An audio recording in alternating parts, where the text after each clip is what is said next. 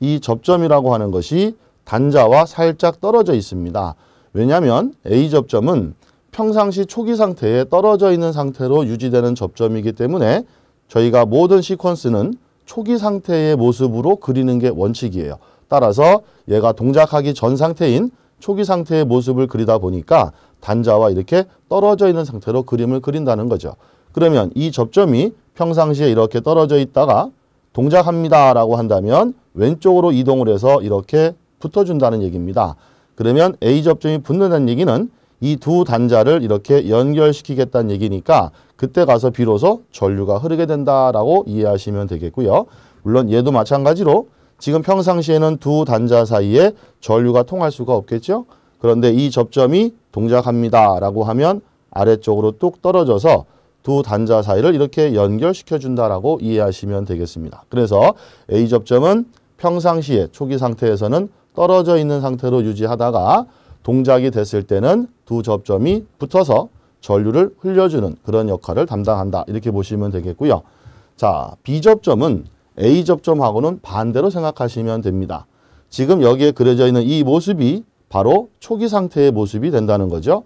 그러면 평상시에 위의 단자와 밑의 단자는 이 접점이라는 걸 통해서 전류가 통한다는 얘기입니다. 자, 위에 전류를 흘리면 전류는 그대로 접점을 타고 아래쪽으로 통한다. 이렇게 이해하시면 되겠죠. 자, 얘도 역시 마찬가지로 왼쪽에서 전류를 흘리게 되면 단자를 통해서 오른쪽으로 전기가 흐를 수 있다는 얘기예요. 그런데 이 B접점이 만약에 동작을 한다라고 하면 요 직선의 접점이 왼쪽으로 이렇게 이동을 하면서 이 단자에서 분리가 된다. 이렇게 보시면 되겠죠. 자, 얘도 마찬가지로 동작한다 그러면 이렇게 떨어져주는 이런 것을 우리는 B접점이다. 이렇게 부른다는 것입니다. 자, 그러면 다시 한번 정리를 드려보면 이렇게 됩니다. 우리가 흔히 말하는 A접점은 평상시에는 이렇게 떨어져 있다가 동작하면 붙는 접점. 자, 이게 평상시 모습이고요. 동작하면 붙는다 이거죠. 자, B접점은 평상시에 붙어 있다가 동작하면 떨어진다. 이렇게 이해를 해주시면 가장 편할 것 같습니다. 자, 따라서 우리는 모든 시퀀스는 이렇게 A접점과 B접점을 가지고 회로를 다 작성을 하게 되어 있습니다. 그런데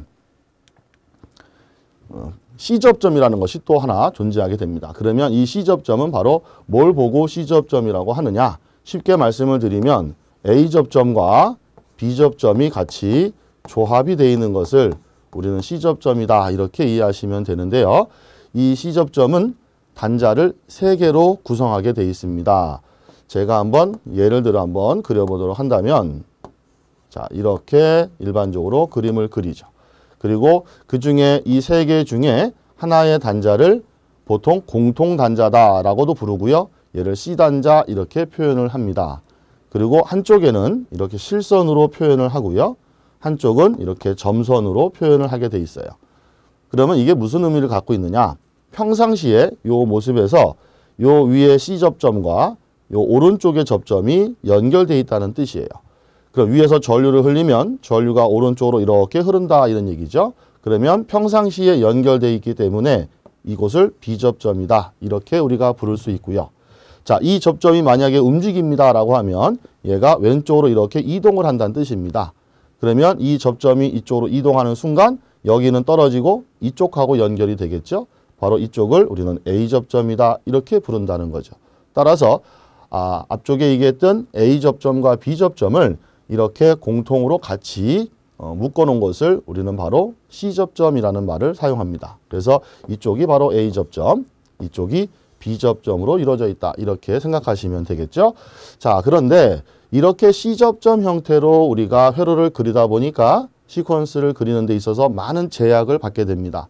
그래서 얘를 도면을 그리는 데 있어서 조금 유동적으로 표현하기 위해서 분리를 시킵니다. 자, A접점을 이렇게 그리고요. 이게 이제 A접점이 되겠죠. B접점은 왼쪽에 이렇게 붙여서 그리시면 B접점이 됩니다. 그러면 이쪽에 A접점과 B접점을 따로따로 이렇게 분리를 시켰다는 얘기인데 결론적으로 요 위에 단자와 요 단자는 원래는 하나였죠. 하나를 갖다가 편의상 2개로 분리시킨 거기 때문에 반드시 얘네 둘은 다시 이렇게 직접 연결이 돼서 얘와 얘는 하나다라는 표현을 해주셔야 됩니다. 그래서 우리가 이렇게 표현을 해서 그리게 되면 A 접점과 B 접점을 동시에 표현하면서도 접점을 시퀀스 회로도에 그릴 때 조금 유동적으로 표현할 수 있다는 거고요. 그 다음 여기서 한 가지 더 알아두실 것은 반드시 이렇게 그렸을 경우에 A 접점과 B 접점 사이는 점선으로 이렇게 표시를 하게 돼 있습니다. 자, 점선 표시를 해주는 이유는 뭐냐? A 접점과 B 접점이 서로 연결돼 있다. 이걸 우리는 연동돼 있다라고 표현을 하는데요. 자, 그 뜻은 아주 간단합니다. 이 B 접점이 붙어 있는 상태에서 A 접점 혼자서만 자유롭게 움직일 수는 없다. 이런 뜻이에요. 다시 말해서 A 접점이 붙는다는 얘기는 당연히 B 접점은 떨어지겠죠. 두 접점이 연결돼 있기 때문에 이렇게 같이 움직일 수밖에 없다라는 얘기입니다. 그 이유는 바로 이 C접점에서 찾아보시면 알 수 있겠는데요. 이 C접점에서 첫 번째 B접점에 연결되어 있던 접점이 A접점으로 이동한다 그러면 B접점은 떨어지면서 A접점으로 이동을 하는 겁니다. 따라서 여기와 여기를 동시에 연결해 줄 수는 없기 때문에 얘가 붙기 위해서는 얘는 당연히 떨어질 수밖에 없다. 이런 것을 표현한다는 뜻으로 점선 표시를 해준다라는 거죠. 자, 그래서 이렇게 표현을 했을 때에 우리가 보통 얘를 L 접점이다 이렇게 표현을 하고 있는데요. 이 접점의 이름은 그다지 중요하지가 않습니다. 대신에 가장 중요한 것은 우리가 이렇게 L 접점을 표현했을 때 단자가 4개로 되어 있는 경우 반드시 위에 두 단자는 이렇게 직접적으로 연결이 돼야 된다라는 것을 꼭 기억해 주시기 바라겠습니다. 자, 그러면 우리는 시퀀스의 가장 중요한 접점에 대해서 같이 공부를 해봤습니다.